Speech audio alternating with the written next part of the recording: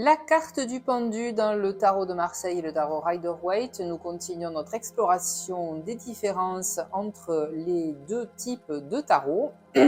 Et donc, à notre gauche, le Marseille, à notre droite, le Rider. Et vous voyez que, eh bien, pour cette carte, il n'y a pas vraiment de différence. Elle s'appelle toute le pendu, donc The Hangman. Elle représente toute un homme pendu par un pied et non pas par le cou à un arbre, alors un tronc en travers, avec les jambes donc une évidemment qui est allongée et puis l'autre repliée, donc on dirait une espèce de numéro 4. Alors ici c'est à l'envers, hein, donc voilà, ça c'est une différence entre le pendu Rider et le pendu Marseille. C'est que là, il n'a pas la même jambe attachée. Et ici, c'est la droite et là, c'est la gauche.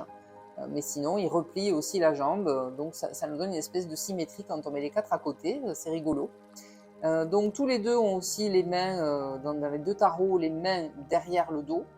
Et puis voilà, hein, donc on n'a pas beaucoup de différence. Alors, s'il y a une différence ici, c'est qu'on voit que la tête du pendu du tarot de Marseille est comme un peu dans un trou, hein, puisque ça va nous indiquer une période de repos déjà, où on a envie de s'isoler. Donc ici, on est vraiment entre deux structures et dans une petite bulle comme un cocon.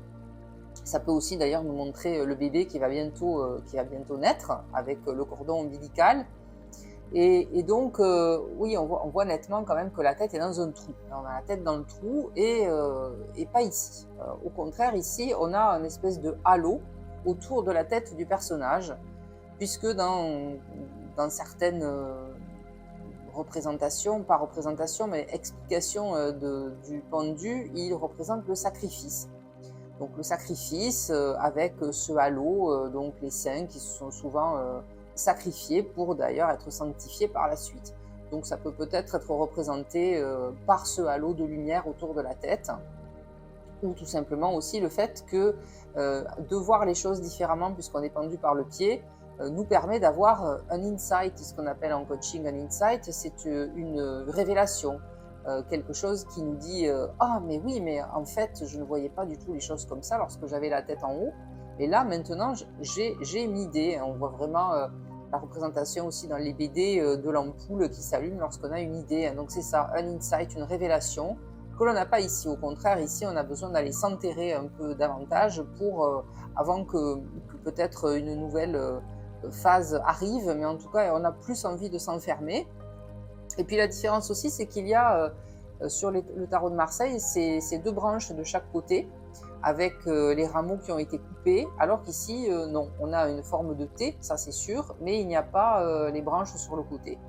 Donc là, on va pouvoir parler de lien généalogique, hein, puisque l'arbre va nous faire penser à l'arbre généalogique, au lien qu'on a besoin de couper avec justement nos ancêtres pour pouvoir passer à un stade là aussi supérieur dans notre vie, ou les liens qu'on n'arrive pas à couper justement avec sa famille, avec ses ancêtres.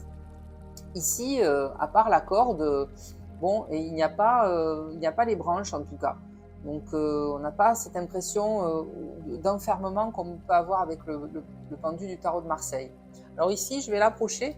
J'ai eu un petit peu de mal parce que comme sur ce tarot Art Nouveau, ils ne mettent pas le nom de la carte, en fait, on a le numéro qui est pareil, hein, donc il est écrit dans les deux sens. Donc on a vraiment l'idée qu'on peut l'avoir dans les deux sens. La seule chose qui nous fait pencher justement pour le mettre dans ce sens, c'est quand on le retourne, on voit bien que sa ceinture est projetée vers le haut, ainsi que les lacets de sa chemise et puis les cheveux.